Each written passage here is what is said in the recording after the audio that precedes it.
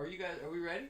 Yeah, we're ready. Yeah. If you want We could cut that out of that. No. Well, this is the Glassmith Pod. I'm here with Johnny. Jordan Guthrie is our guest today. We've known him a long time, so we just want to have him out here to talk shit with us.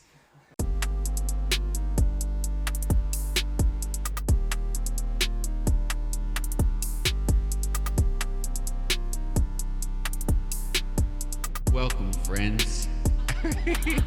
What were we just talking about? THCA.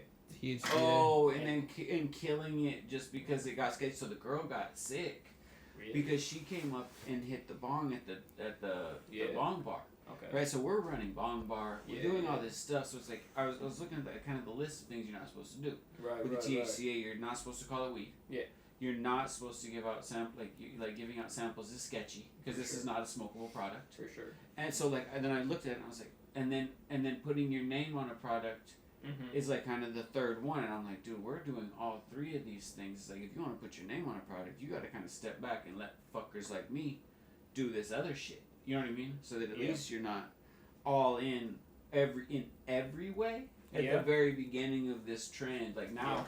Like a couple months later, I almost feel like, dang, should have fucking maybe shouldn't have killed that. Like just rode through, you know. I mean, at that point though, I see where you come from as a shop owner with the moral responsibility to want to bring what's best for your clientele. Like you care about these people and you don't want ill will or anything bad to happen to them. So even if the possibility, I think it's like as that possibility airs itself and you really are like, okay, you know what, I don't want to be a part of that. I think I respect that moral foundation because a lot of people, they may cut it for what it is and just try to shortcut the customer basis when we all know the main goal here is to bring a service to the customer, something that's going to help them and consistently give them that consistency that I can feel good with this, I can feel better, I can continue to grow. It's too bad in a way because it's nice to be able to give out a sample of something. Like you're sitting there showing and proving what you have. On the other side, you're like, damn, the law is like if you want to like you say, if you want to continue to serve the public, you can't go foul of John Q law. Yeah. And you definitely can't cost yourself a business or something in the process if the goal is to serve.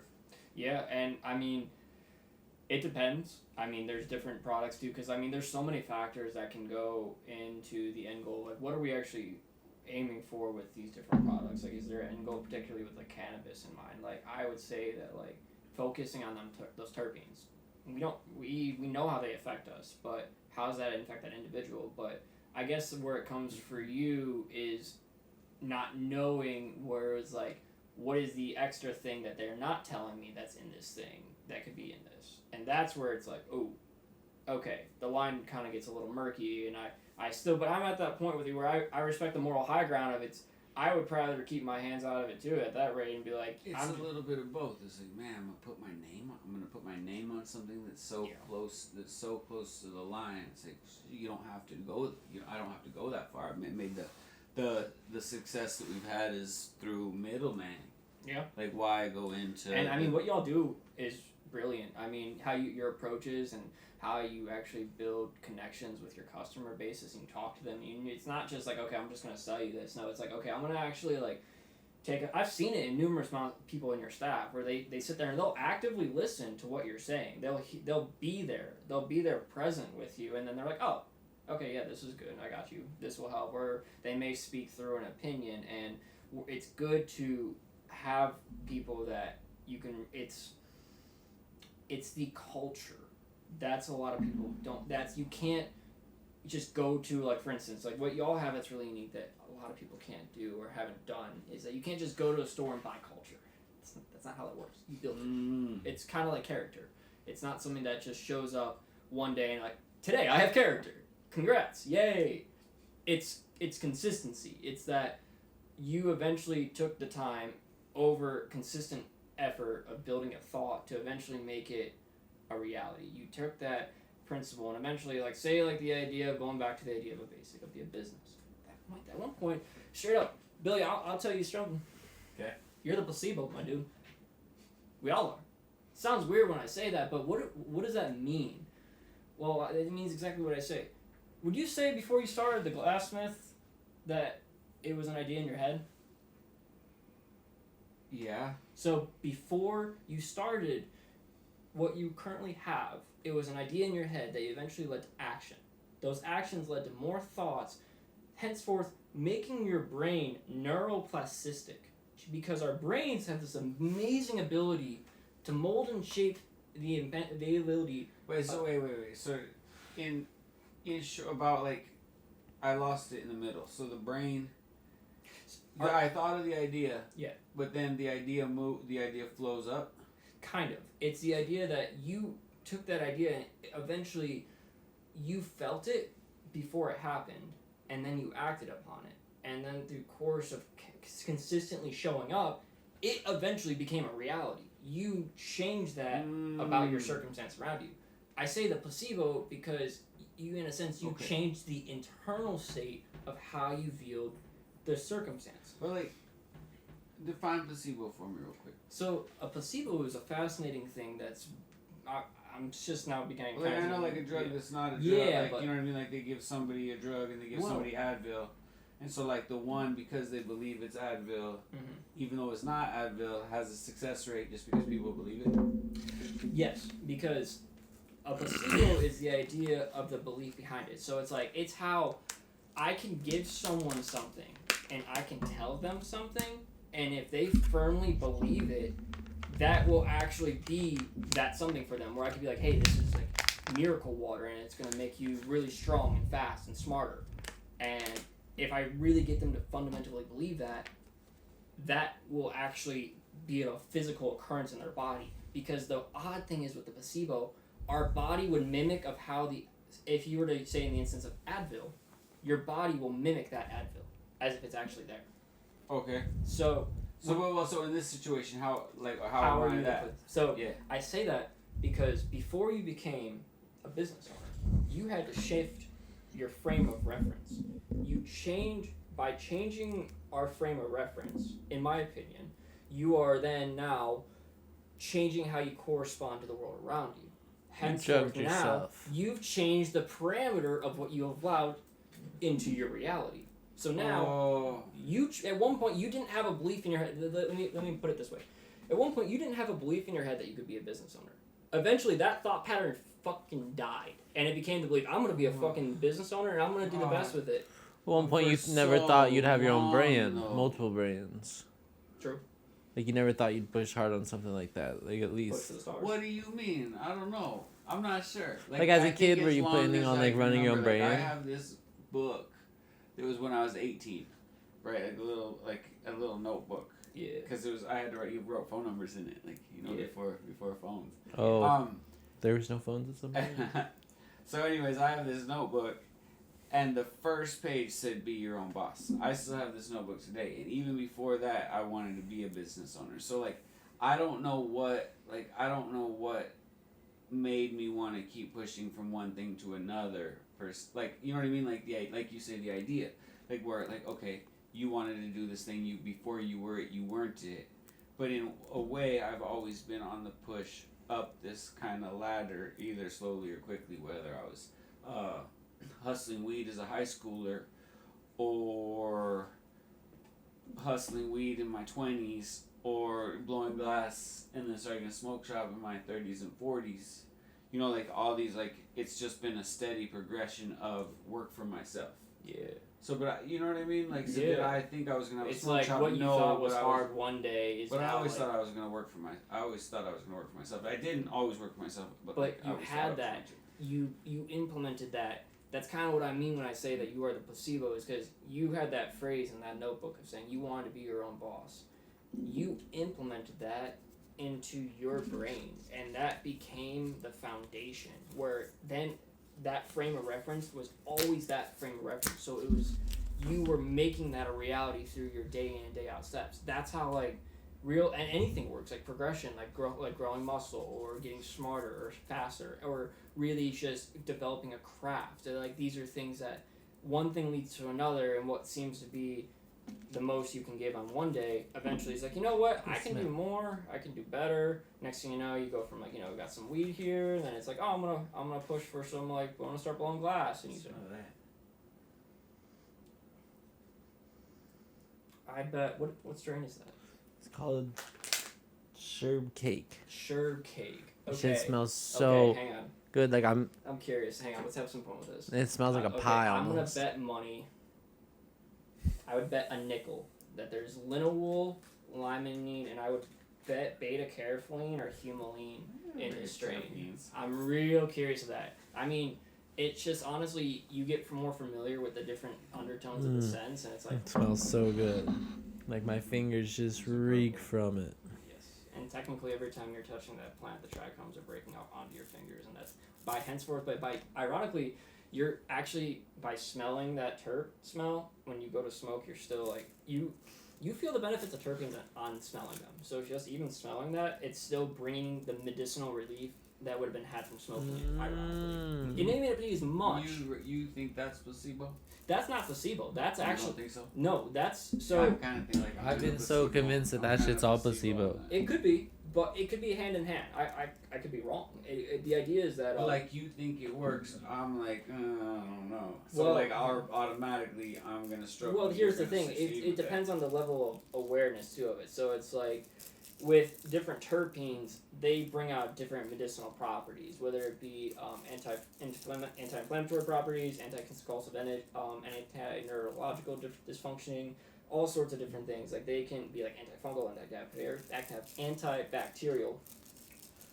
But the point is, we may not be conscious of it doing that, but the plant is still going to have those medicinal benefits. So it's like, say if it has a lot of linalool. Linalool is really good for being a calming, relaxing terpene. That's why lavender products are so soothing. But just by simply smelling the lavender. You got that thing in your pocket? The fume?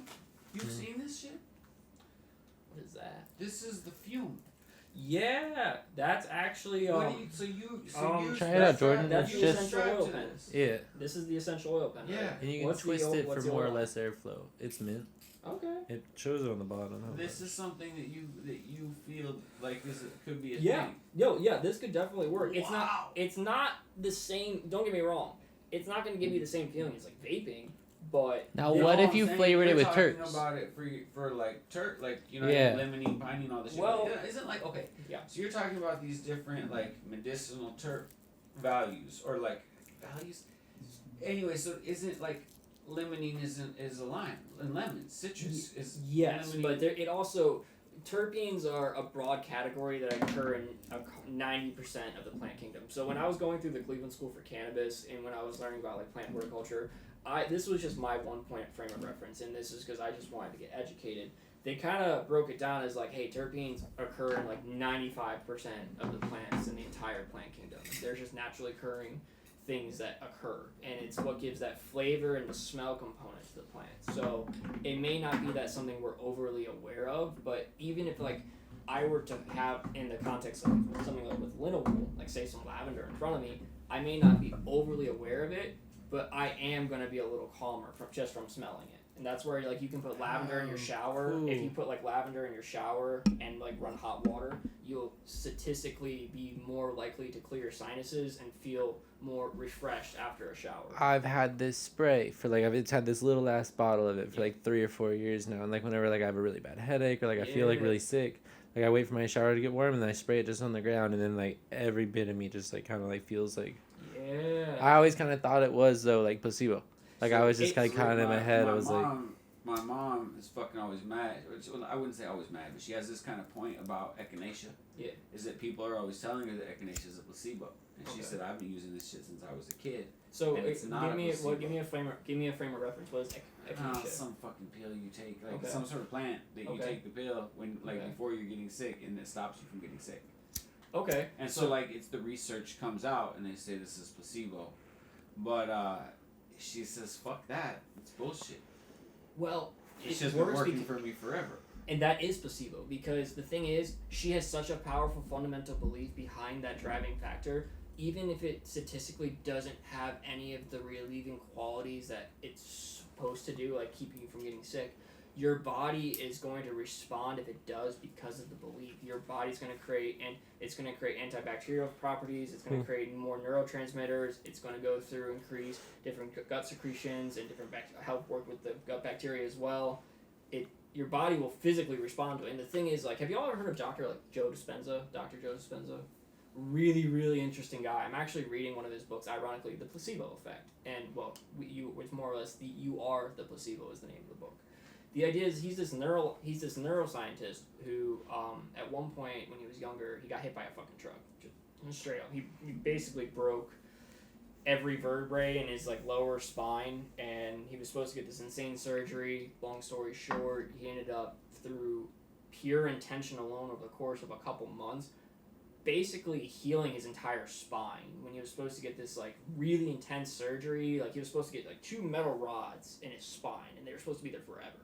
But he went against 4 surgeons' opinions and sat in a bed for months on end and just took every day, and this is a kind of a continuum of step, but he took every day and he sat there in his bed for 4 or 5 months or something of that nature, and he was able, eventually over time, his spine, where he wasn't really supposed to ever really be able to walk or run effectively ever again, was completely healed. And he was he wasn't stretching it or anything, he was just sitting there? Yeah, of course. Those things help too. Like, my thought of, like, okay, if I'm going to think something, it's only going to go so far as my hands and my feet and my feelings will carry it. That's kind of the idea. Because, like, okay, I could have, like, a thought right now, like, I want to go down to Ladybird Lake. Okay, cool. It's a thought. It's like air. It's really, really thin, and it can go away really fast. Congratulations, it's gone. Okay. Nothing happened. I didn't go there. I didn't drive there. I'm still thinking about it, but yeah, I haven't physically. Mission's too vague. Kind of in a way where it's like. I just took a class today at UT. They were talking about that. Go ahead though.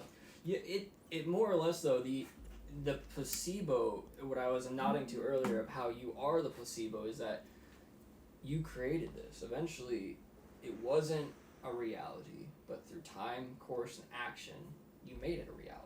And then you were able to build the culture around that reality, and so on and so forth. And like, you didn't take the class that taught you to get here. You didn't, like, you're just now taking the class. You didn't have someone that showed you how to do what you did. You just did it. You just did it. And that's what most people, and that's the thing a lot of people, I think, forget, is that sometimes you just have to just do the action. You don't have to know everything. You don't have to know everything. It took a good 6 years before I had any concept of how to be a retailer. So it's really like I just did the same thing that I had been doing in a different setting again and again and again. And then at some point, for beating my head against the wall so many times, I made some type of switch. And then after I made that one switch, all of the second parts of the switch were able to open up. Like, I was looking at this thing from one angle, and then all of a sudden I flipped mentality and started looking at it from another angle. Yeah. And from that point, it's just been a steady go. But like I would say, like I'm like current, like I feel like a stock chart a little bit, or we feel like a stock chart.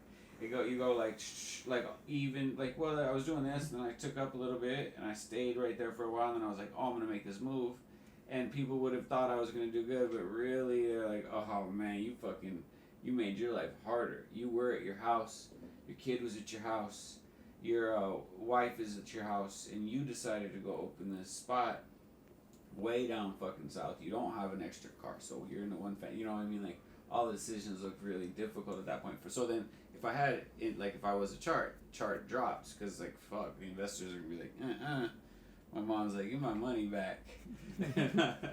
And then I worked, and then at that bottom, probably stayed along there for a while before I was able to raise. Yeah. Before to figure out how to raise back up, or maybe I didn't even figure out how to raise back up. No, I'm you just did, a though. product of circumstance.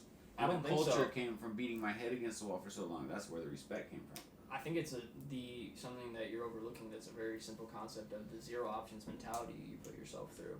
I'm a very firm believer in a zero options mentality. That if if you put yourself in a position where there is no other option, there is success or there is failure. Well, you got to do your best then at that point. So. But you can always go home, like. Yeah, but you're not going to. Home. No, I did not. You didn't. You're like, because it's success or failure. Yeah. I beat my head against the wall for a long time. You were like, no, I'm not going back because. Oh, sorry. You chose growth, and it's hard. But that's the thing is, I mean, okay, here's Well, like now you're I'm saying the choosing. truth because that's how I know what you're saying is true. Because like a lot of these people you'll see like on social media and whatnot, like the really big influencers and whatnot, they'll make it look super fucking easy. It's not. It's hard. It's really hard. And not most people aren't talking about that because they want to sugarcoat it and be like, "Oh, everything's easy. It's glamour." Once you, Well, it's hard to learn. Like just for anybody. Like so, some people like had the hard luxury to of grow. being taught by somebody, or had the like. I would almost say the luxury of being like a good learner. Like they're at UT Business School, but they're learning. You know what I mean? Like what? Like I'm, shit, 32 before I decided to actually learn. Like I went back to college at some point when 26, and like I could still learn, but like I was like looking at things, but I wasn't really into the idea of learning until I got like a little bit older. you know, and that's not a bad thing though. Everyone has a different ebb and course, and like who's to say? Like I would wager 100% that learning is a skill, and it's a learned skill that you can choose to embody or you can choose to ignore, and it depends on what you want to do with your current circumstances. Because if you were to look at it like, I have cards in my hand, I can play X, Y, or Z cards depending on what the cards on the table and the cards in my hand. But that's where they kind of like that, the input of your thought comes into play, and like the belief of like, eventually it's the you change the perspective, you change the reference, because our thoughts are like, well, okay, statistically they say we have like 60,000 thoughts a day. 80% of them are like Do you think everybody has 60,000? I think I have so many thoughts every day. Well, like so I think from knowing both of you guys, I think y'all have a lot of thoughts in a day. Yep. Like I have a ton of thoughts in a day. Like I'm not trying to make you guys out to be different than me. No. But I'm always curious if some people just have less thoughts. It could be. Like so like we look at it from our perspective, and I'm like, man, how come like when you put down on a piece of paper, like you pass a piece of paper around to a bunch of people and you're like, put down 10 ideas for this. Like I come up with 10 ideas pretty quick. Maybe somebody else only comes up with 3 ideas. Does that person have less thoughts than me? Or do they just think about different things than me? I think that's like a selection of focus based off your mind. Like if you can, want to, or will focus in that moment. Yeah. Me personally, like something like if you came up to me and you're like, man, what are we gonna talk about on this podcast tonight? I cannot respond to you right away with like a fuck ton of ideas. But if you're like, man, how do I fix this? Like fuck, I can probably hit you back with like 100 different ideas. If you give it some, even if you want to talk about what we want to talk about on the podcast. Yeah, if I was interested in like if you brought up like something, you're like, oh, Jordan's coming. What if so then what like, if you can hit Austin it with like was a like, list. hey man, the podcast is fucked. I need you to come over. It's like, all right, hey, we got some recovery work to do, boys. That's interesting though, because It'd change your mindset on the spot. One more on that one. Yeah, you can almost say it's like kind of different neurological pathways, and different people have built in different strengths of different areas. So like, for instance, some of the most successful people I've seen ever, you would look at them and you would say they probably have the most unbalanced life, and it's like, what the fuck? Like you dedicate so much time to this. It's what's important to them and what they've gotten really good at and what they learned, because everyone learns and they process things differently. And think of it like this: each of those, how you describe, like if I were to ask you to like say, can you fix my truck, and can you help me out with something in there, and like I can tell you the part, and like we go into like say like the tranny's like having some problems, and be like, okay, now you and I are both like fuck, and as soon as I said tranny, it's like anyways, beyond that point, you kind of are, your brain's already kind of rationalizing that because you built a neurological pathway for you to remember and cohesively step in to build that into your reality. Whereas like, if there's different parameters of like how you said you don't necessarily know what's going to be talked about on the podcast, there are some people that are like, I like to describe it as like, comedians do it in a lot of ways, where like you'll hear a lot of live comics, comedians talk about it, where they go on stage and they have no idea what they're going to say, and it's like, it's blank, you hear crickets. But then it's like this, you get into this flow state, where your body starts to become more aware, your senses start to sharpen, whether you realize it or not, especially when you're doing a task that you're so consistently aware of doing, especially if you do it really regularly, and it's like really built into the point where like it's like you have a complete competence over the action. For it's like if I were to ask either of you to tie your shoe, it's like second nature. You could tie your shoe, not even thinking about it, going through the process. I just zip tied my shoes the other day. Good job. People are like, I refused to tie my shoes for so long. And everyone was being so annoying to me. They were always like, your shoes untied, and even the people that explain it to, they'd be like, your shoes untied. Yeah, I mean, that just sounds like you were like, no, I'm just gonna make a point about it at this point, and it's gonna happen one way. And then I went all day with the zip ties sticking out. Did you have to like? Well, like blades, like the, no, like the scrapers. They don't need laces really. Like I could take all the laces off. Take off all your laces and then put the zip tie, but don't do it, and then have them out to either side of you, so that if you get close to anybody, they get zip tied. Yeah. Well, I'm glad that you zip tied your shoes, so it's like it's just like a slip on and off. Like, all right. Oh, it's fantastic. I wear these shoes every day, so it's just like. How are your soles though? Because that's gonna eventually your soles gonna start to wear out, brother. Ankle support. You don't. I'm about to buy these Milwaukee shoes. Bro. Milwaukee just came out with like these shoe line, and they have like the tough ones, and then they have like the winter ones, and then they have like the summer ones. And fuck, they got a pair of sneakers on there that like look like it'll last me forever. Maybe on the other hand, it's good to fucking fuck your shit up when you're young. Like, I used to wear flip flops every day. That doesn't support my back. Better. But now I have to wear shoes that tie up because I'm fucked up. Okay, fucking boat shoes. Well, I'm only not wearing boat shoes because there's no activity today. Like I was saying, I was at this class at UT learning about business. But that's smart though. Yeah, that's really smart to learn because like the only reason I was asking is because like I will fucking burn through a pair of shoes in like 60 days or so, because like I'm really maybe like 3 years or so, give or take, because like I walk like every day. Where are you walking to? Well, I just do walks in the morning. Every morning I wake up and I walk around my neighborhood and I wear like a 40-pound vest and I do a ruck. So no way. Yeah, so I just ruck. I just get up in the morning. I try to. And you said a ruck. Ruck. It's it's technically not a ruck. A ruck is an actual brand where it's like a weighted vest based off like special forces, military. You didn't say something hanging off the back though? No. Okay. So I thought you said something. Is that a ruck?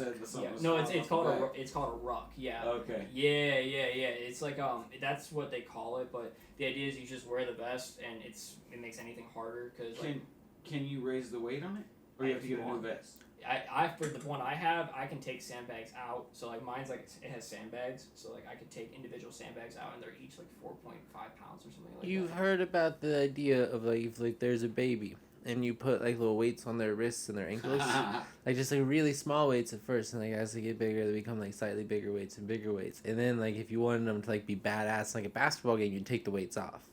And then they're always used to this extra weight on their hands. Then they don't have this weight, so they're stronger. Miniature Goku styles training there. We used to talk about like I didn't do it, but when you have a kid, dig a hole that's 1 inch, and then just dig it just scrape it, just scrape the dirt every night. You know what I mean? So the kid just jumps out of this hole every day for its whole life. Has no idea that this hole got fucking deeper. It's the same hole, right? Just scrape it. Anyway, your kid can jump out of anything. Is that No, there's like a limit to this. Yes. It's like the same as the placebo, no? It's like a kid doesn't know the little baby. No, like because the gap from like here to here isn't big enough of a deal for them. And eventually. No, I know, but that's what I'm saying. Like you're just scraping. Like you need the gap. Like every day, you need the gap to be like this much. And what am I digging for? What's the purpose? What's the goal? Once you get out every time, because it's like you'd have to dig it big enough, and then good luck trying to keep a kid's attention span for like 30 seconds to dig a hole. Like they might do it for like an hour. No. I'm digging the hole in the middle of the night. Like I dug a hole. All right, no, fuck this. Let me explain this better. Wait. All right, I dug a hole. It's like this big, but it's not very deep. It's just barely deep, like a 1/4 inch. You know what I mean? My kid is 1 year old. Yeah. I put her in here. Here she is. I say, jump out. And she jumps out. Dad, I did it. Jumped out, right? Then, in the middle of the night, she's saying all that at 1 year old? I come through with my rake, and I scrape, like a 1/4 inch off this thing. So this hole grows a 1/4 inch deeper every day. I stash the dirt. You know what I mean?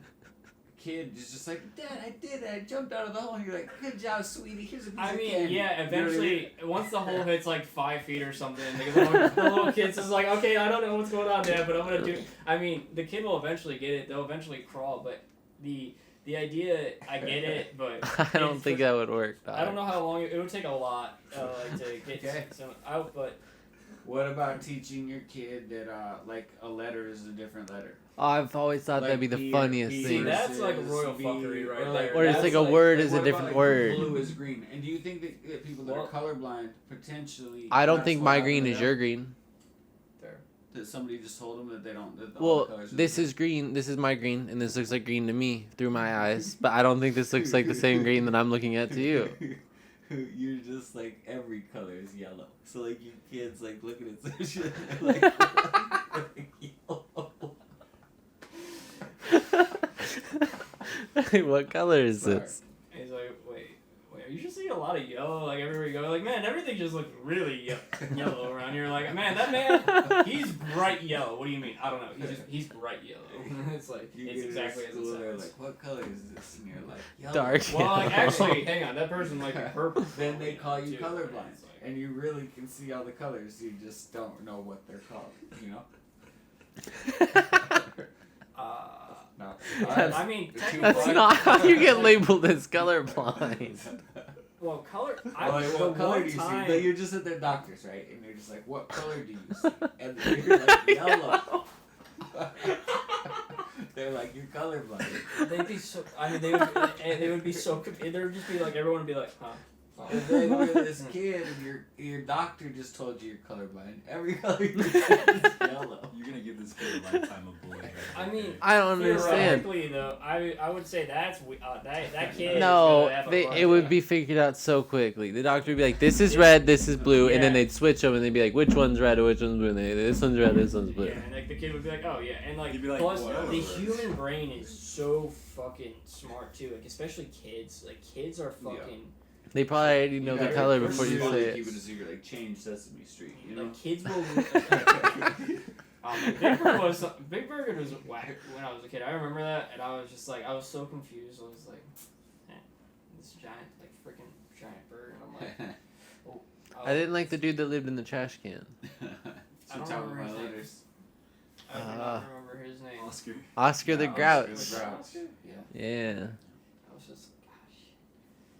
Yeah, but it's interesting though. Colorblind reminds me of the one time I kind of did experience color blindness. It was like on a shrooms trip. Okay. So it wasn't necessarily color blindness as it was like colors started fading out and other colors got merged into all different colors. So the best way I can describe it is that, have y'all ever heard of synesthesia? Yeah. No. Synesthesia? Yeah. Yeah, this is where people see colors. They hear colors, Or and yeah, like they numbers see, or numbers they or see colors sounds and shit like that. or different things will have different textures. Yeah, like it's really if you cool. like if you touch that cup might have like a plastic taste to it. You can feel that. Whoa, Like, everything y'all just said, I feel like I have. Or it could be like this cup could be 6. Like Yeah. you look at it and you're like, that cup is 6. yeah, and it's like you can literally, and so Wow.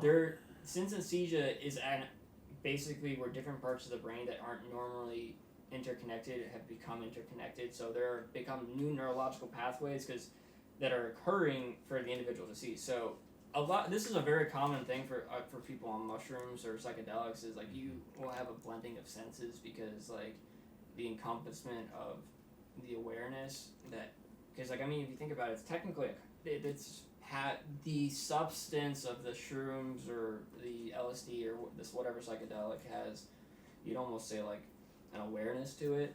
Like I don't know, do y'all know what I mean by that? Mm-hmm. Because like you could sense it because like it's kind of like this higher power that has I have So a way you of, feel like the feeling that I got from DMT, like the entity that is controlling me is different from drug to drug. well, what was your experience like DMT like? Well, like just something coming from behind, it's just like cha, like it basically felt like an Really? alien You sucked felt like onto pushed? the back of my neck, like not pushed, just like I'm here, and then this thing comes out of the ground and grabs the back of my neck and fucking says. I felt like guided. There was just forced. like two people in front of me, just like this way. Yeah, I felt like it's like, nope, this way. You're coming with me, and it was cool. And then I came out of it, and I was like, that was dope. So those are like, I feel like those but are two sides. And the mushrooms and the acid, but I'm curious about that. Like not to harp on your initial topic, right. but like no, you're is right it on track. placebo though? No. Like the mushroom was fucking doing something different. The mushroom is based off of my brain, does different than his brain. The mushroom is fucking more holy than I think the acid is. All the above. So like, the nature DMT. What you were versus saying with lab. that, because that's actually interesting. Because like when you think of DMT and like those substances, particularly DMT, because DMT is on a whole another. Oh yeah, I've done DMT. Okay. But DMT is on a whole nother caliber compared to like mushrooms or like LSD. So, but like it's like you're kind of picking up like a universal telephone, because when someone says, "Hey, do you want to do DMT?" they're not saying, "Hey, do you want to do DMT?" They're saying, "Hey, do you want to go check out another dimension for a bit?" Because realistically, you're picking up a universal telephone that's essentially connecting to a point in your brain that sparks this naturally occurring chemical in your body to appear in abundance, predominantly in your frontal lobe and in your pineal gland. So like your brain is just like firing crazily. Like there's just a lot happening in a short amount of time, but it metabolizes very quickly. You've done this? Yeah. You've done DMT. This is you just said. Yeah, this is what's happening when you're doing guided DMT. through. Guided. So what did it look like when you got guided through? He was like, guided through what? I like a big building. Like now I look at it more as like a warehouse, but like at the time I looked at it like a mansion. Okay. Like I thought it was like a mansion, like full of every like doors on the right to left. But like now I think it's like a warehouse, like rooms right to left. Yeah. Like big boxy rooms. Yeah, and like it's like I got to open all the doors, Really? but like I didn't get to walk into the rooms. But like each room was like a different thing. Realistic almost. So this is really interesting like because demons, but demons is the wrong word. Like I always say, like the house and the warehouse. It was like this is like something that was like realistic, semi-realistic, not realistic. Well, shapes and colors. Okay. That not stuff like was realer than real. Not like I just opened this door, but like it just felt like it was just like it felt like a building. It felt like I was there. Like it felt like I was just like walking, like not even like walking, like more like being like hovered through. Yeah.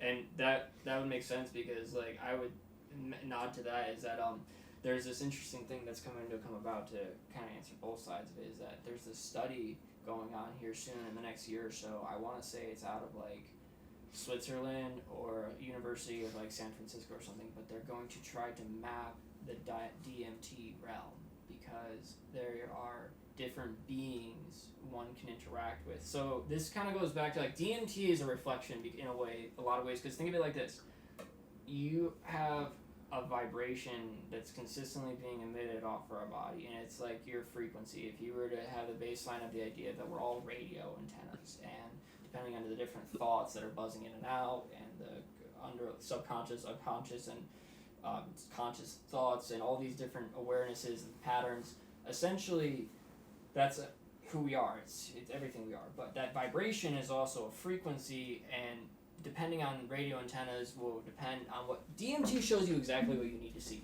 and it's neither good nor bad. So you don't think for a lot of people it's just a party? No. You think everybody has this opinion that this is like this life-changing event? Depends. Like I think one time I went, I was like, damn, I'm fucking far out. Like it was far out, and I felt like. Oh, so you've done it more than once. Yeah. Okay. But like, What type of DMT? Do you know? Nah. Do you know? Well, and that would this. Yes, but I don't know. This would kind of give me my point. Is like this. It's just like it's not only different on the ground, but it's also different for everybody. The sources are. All well, it's like I knew different. the dude that made it. Like I knew the dude that synthesized it in my kitchen. Off of some roots off the internet. Off of some bark from Yeah, because Africa. it comes Some African bark. But like Yeah, you get so this it bark can and be made rhubarb from is bark. like I believe what it's called. Right, but Yeah. And then you not soak it in like rhubarb, naphtha, not rhubarb, and then you freeze it off, and hypothetically. you catch the crystals from the top of the freeze off. And so the question is that this on something so insane as portals to the space? You know what I mean? Like, is this just a drug that's coming off a plant? Or is it a super special drug that allows you to communicate? You know what I mean? Like, or is that only for the people who believe? Like, the people who believe that. Like, so for me, I looked at it the first time as kind of I guess as a scary experience. One time I felt like I just cheated on the day, but like no lasting, like I don't even think after it was over I had a lasting impression. Yeah, I felt like the entire thing was done. Like I did it on one of my birthdays, and I felt like it was just like a 30-minute, like 15 minutes of tripping, well 10 minutes like tripping, 15 minutes of like not like able to like really function. Yeah. And then like a total of 30 minutes of like an actual thing, and then just on your day. and so then you just went done. To a whole different fucking place. I had an entire life in one day. Like you could do it at lunch. You could do it at lunch and just be like, oh shit, back to work. It's different for everyone too. I also think it depends on where you're at. Because psychologically you fuck yourself that way. Yeah, I think it depends on where you're at in that day, in that moment in time. Like, it depends on what you're going through, what you're ready for. Because, like, it's interesting, too, because what I've seen, or from what I read from, like, peer-reviewed studies, like, if you guys are curious, some of the stuff that they did in those studies where they would, like, inject DMT into people for, like, long hours, like, through syringes, where it was, like, I can't think of the guy's name, but he had a really interesting thing he did back in the early 90s where he was basically able to test the parameters of what it was. I think it's like Dr. Rick Streisman is what his name was. Yeah, it's Dr. Rick Streisman. He ran this study. Really, really fascinating guy. But the idea is that DMT is something that's also naturally occurring too. It occurs in us every night. When we have when we either whether people dream or not, it still occurs in the brain every night, and it's like it feels like a gateway, a phone in a way, like something that it's meant to help us learn and grow. What's your craziest experience? Well, that depends. I've done it a couple times as well, and like I said, I think DMT can be scary. Don't get me wrong, it can definitely be scary, but which one was your favorite? Probably my first one, because like it was beautiful and terrifying. Like DMT is the most beautifully terrifying thing I've ever done in my entire life. Okay. That's the best way I can describe it. It's such an astronomical point outside of our normal frame of consciousness that it's impossible to wrap your entire brain around it. Do you feel like a level of growth? Yes. Like in what way? So what happened was, going back to what Johnny was saying with the bar, my buddy ordered it offline. You could just order it straight up, and it's like the mimosa capacity. I'm butchering it. I know it's like they call it the vine of life or something of that nature, but I can't quite think of it. More or less, you can order the bark online because it can be clothing dye, and if you get the inhibitors from the enzymes of the naturally occurring seeds, you can actually make your own like dimethyltryptamine, which occurs naturally just in this plant. So, but you need the enzymes from the seeds to act as a catalyst for the bark. So it's a much different method as compared to smoking it, because when you smoke it, like you said, it's done in like 30 minutes to an hour, give or take, and the experiences can vary.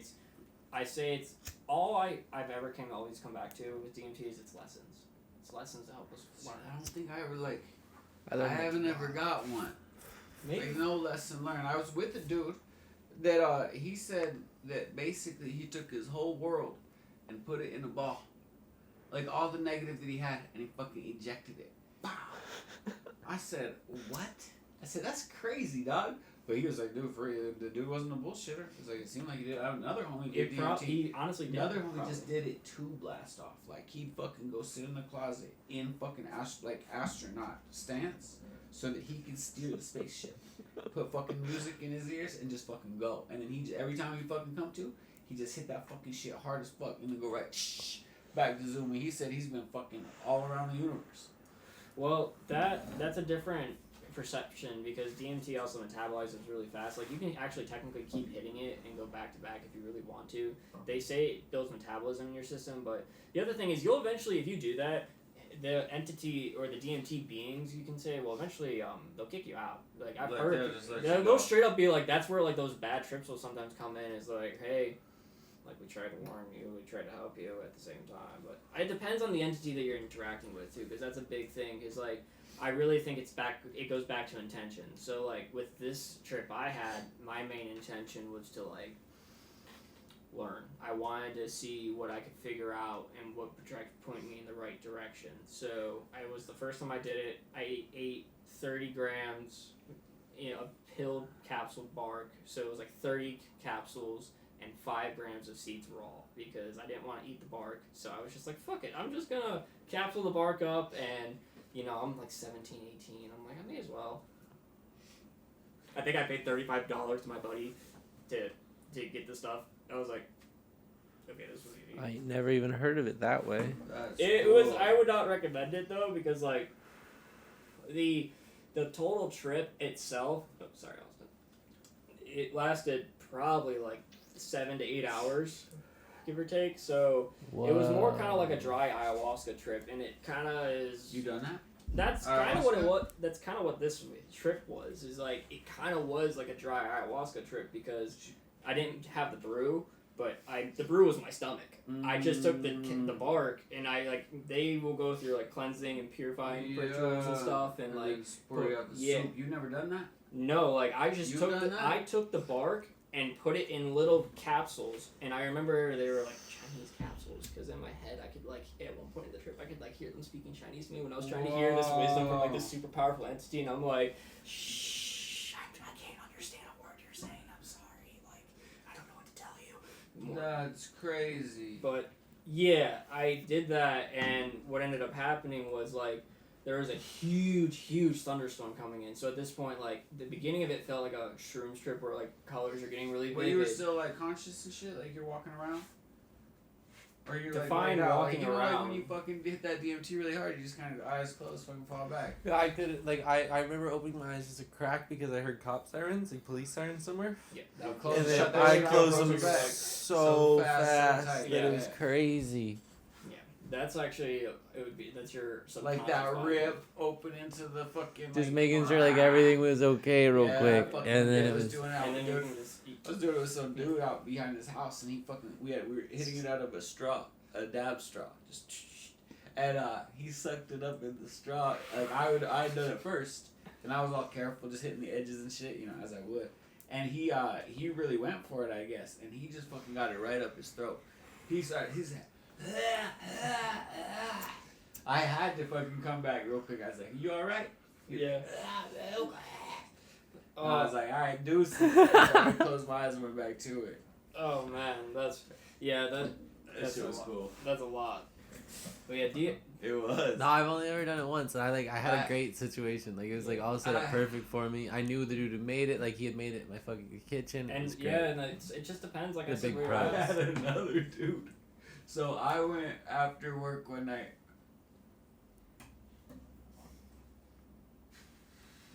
I dropped some dude off at his house on my way home. But when we were there, on the way, his homie was like, "Man, come and chill."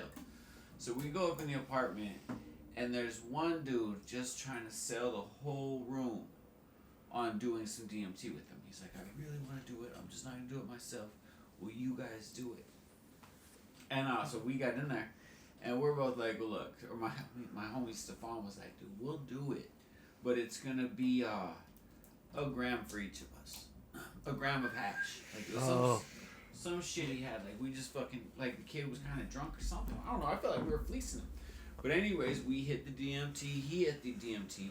We both came back, too, relatively quickly. And he was out for a long-ass time. I started talking shit. I said, "Stefan, grab that fucking wax and let's get the fuck out of here." You know what I mean? And this kid was still out. This kid came, too, and he was like, "Yeah, man, I was fucking far out there." He was like, did I get, like, robbed? You know what I mean? He's hearing this shit, but not really hearing it. I felt bad on the way out of there. I was like, "Oh, man, that's not the way you want to come back from the fucking world." One of my buddies in high school, he was tripping shit on acid, and then FaceTime me on his laptop. I told him that I was stuck in his computer. Like he had gotten me off the tab, and so then like I was just there on his laptop. And then I told him I was stuck in his computer, and like 2:00 in the morning, he runs downstairs to his mom. He's like, Mom, come on, you gotta come help me. Johnny's stuck in my laptop. He brings her upstairs. His mom's like, "What?" And then his dad comes upstairs. He's like, "What the fuck?" And then on the laptop just shuts. And then the next thing he hears, like 2 days later, he ended up going to the fucking hospital. Like they called the ambulance and everything. Oh, Dad, you just killed Johnny. I could totally imagine. That would be brutal. What's the what about the other one? So I was just thinking about it while you're talking about it. It's like, okay, So people do DMT or ayahuasca almost to try to hear something from externally.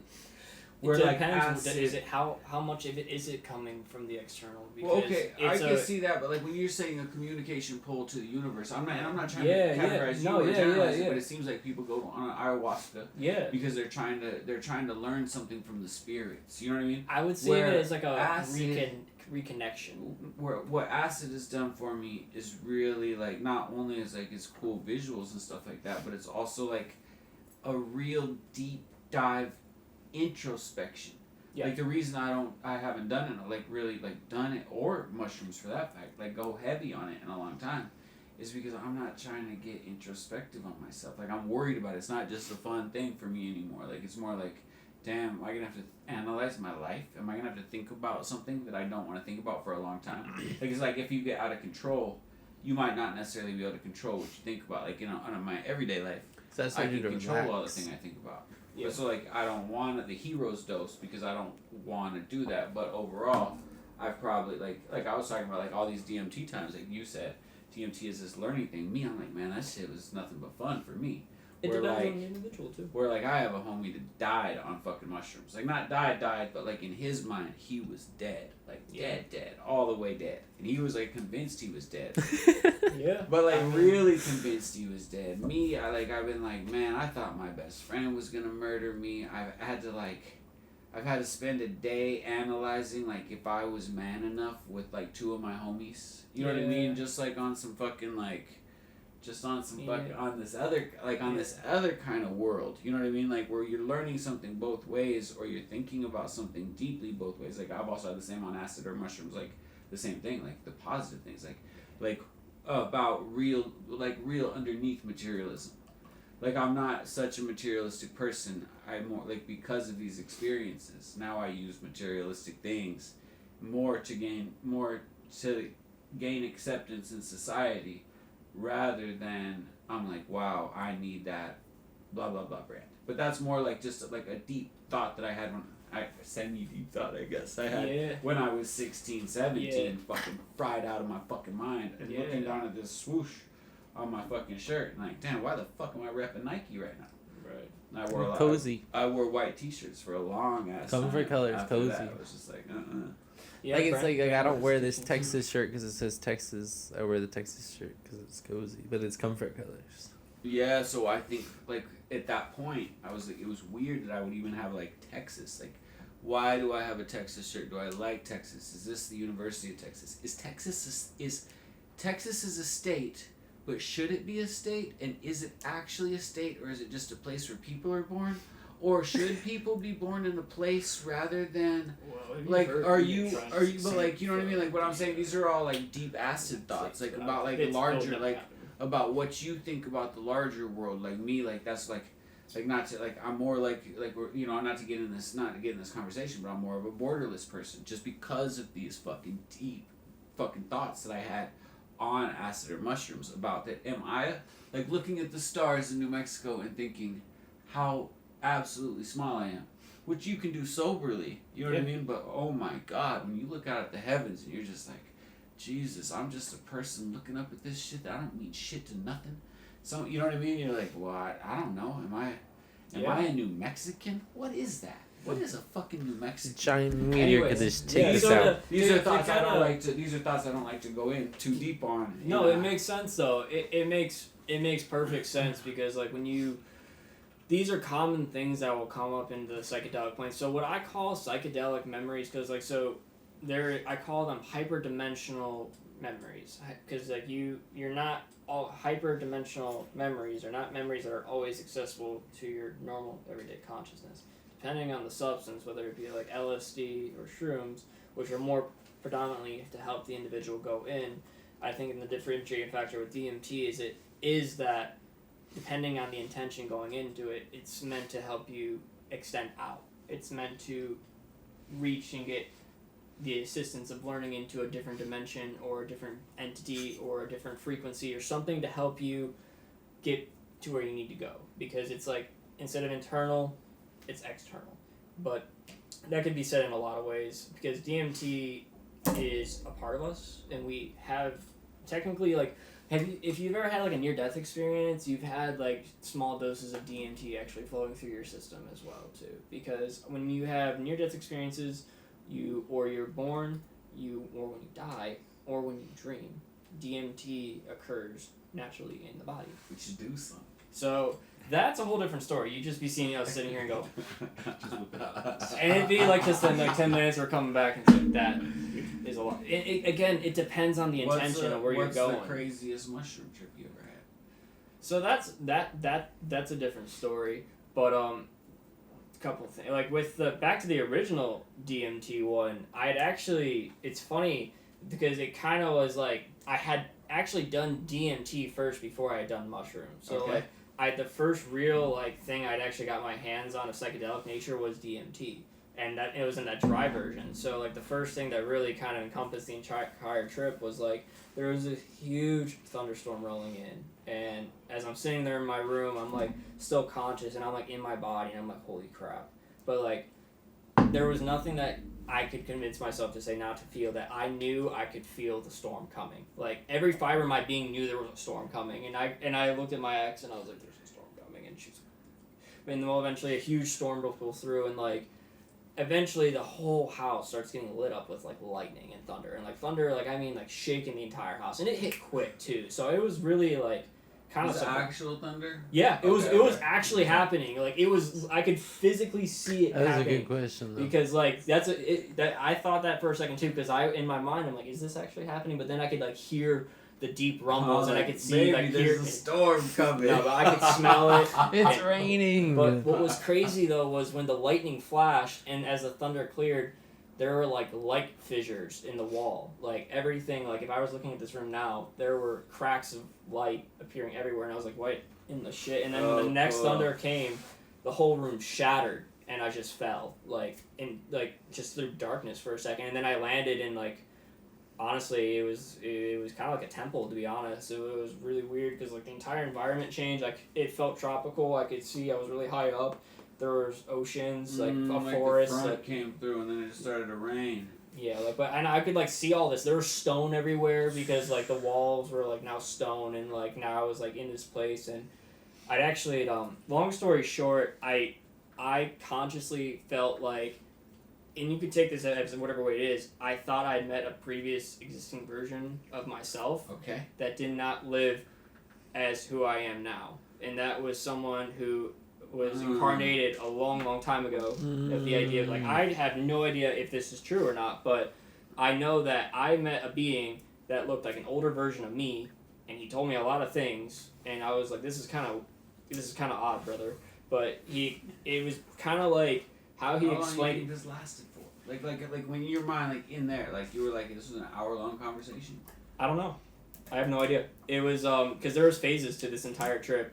Okay. Sorry to stop. No, you're good. But moral of, he told me some things in that astral plane, because like I was still in my room and I was physically conscious. My body was still in my room, but in my mind and in the spiritual plane or the astral plane, my essence, or you could even say my soul was there, and it was like, or you could call it whatever it is, but the consciousness, I'd say it would be consciousness. My consciousness would be the best word to describe it, because you could almost feel that shift of like, wow.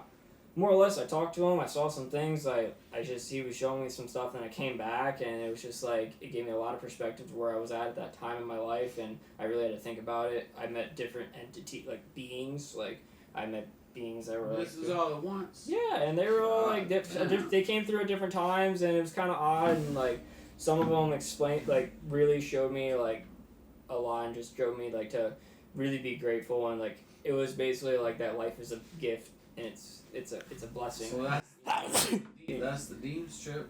It depends, and like, but more or less, it was just really cool, and I feel like I learned a lot, and it always just stuck with me because like it was just like, wow, that was.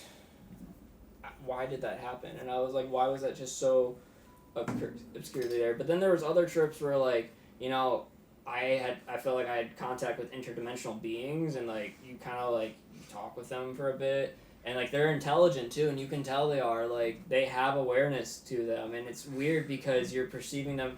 I remember this one time, the second time I did DMT, I smoked it, and I got fucking flung. It felt like someone had taken me through a slingshot and shot me through some astral being's vault. Like, I literally, like, I felt like I got thrown through hyperspace. I was like, wow! And then I landed and my face was, like, in this dude's apartment, and I was, like, in this guy's living room. It was like a DMT jester, honestly. So you can buy the root. Is it legal? Yeah. So DMT is legal? Or I don't think it's legal to make it. It's illegal to make it. Yeah. So that's like a when you whole put the different pills, when you put it in the pills, that's illegal? I wouldn't sell it. It's odd. It was something I did for myself just to see, because they're technically you can't the bark make is tea or anything. Like the you bark could is have the bark, technically- but you can't do anything with it. well, that I had seeds with too. I had to have the enzymes from the seeds that act as the inhibitor to It's actually. easiest to buy the bark shredded too. Yes, that's how I bought it. But like if you can buy it non-shredded, like it's the best way to make it. Legally. Oh, it's illegal to It's make. illegal Like it's to make it. illegal to synthesize it, and like it's a But like that's essentially, felony. like, It's the technically clothing Glassmith- dye. The For Glassmith could instance- sell it for For fucking- instance, the Glassmith could sell it in bags. Well, It's it like depends. the Like, original just bags? roots Well- and seeds. Like here's the root bag on this side. Here's the seed bag on this side. it comes with. I don't this, know like, anything hey, about the like when you seeds. tell people that when you're if they spy it, it's more or less because like the thing is, it goes back to the old saying is that you don't find DMT, DMT finds you. That's just simply how it is. Like, Glassmith could be the place it finds you at. maybe.